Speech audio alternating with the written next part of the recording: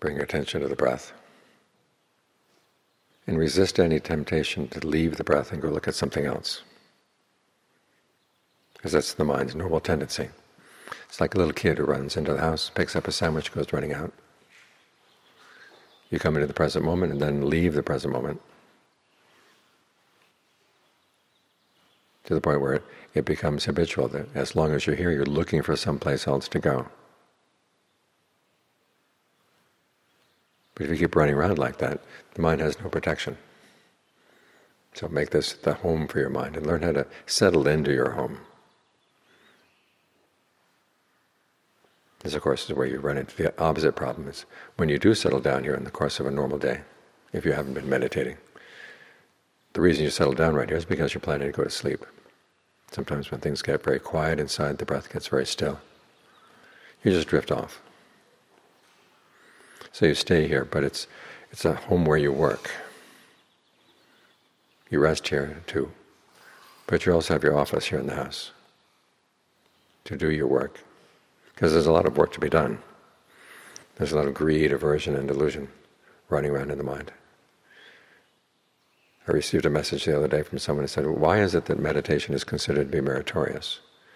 There are other activities you can be doing where you develop mindfulness, alertness, and ardency, as with any skill. Why is meditation supposed to be such a high meritorious skill? It's because you use those mental skills for a higher purpose. You're not just making a chair or sewing a pair of pants. You're realizing that your mind has a lot of greed, aversion, and delusion. And if you don't take care of them, you're not going to be the only one who suffers. People around you will suffer from your greed, from your aversion, from your delusion. And the problem with delusion is that it tends to propagate more delusion, keeps spreading and spreading. So when you're meditating, you're taking responsibility for your mind. What's going to come out of your mind, you want to make sure that it's good. You can guarantee its quality. Like a factory. Your house is not just an office, but it's got a factory because you're creating things that you're sending out. And you want to send out good things all the time. You don't want to send out things that are going to be harmful to others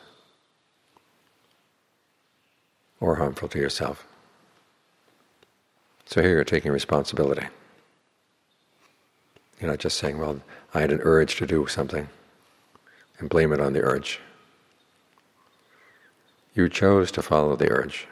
Now it may be difficult to withstand it because some of those urges are old habits.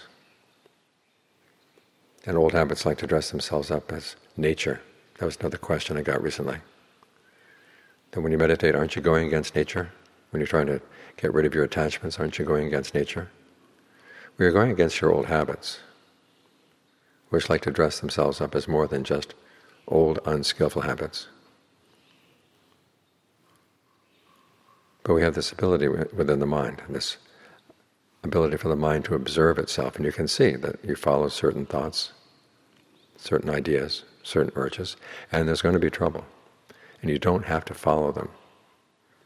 So when you don't have to follow them, why bother? When you can think in these ways,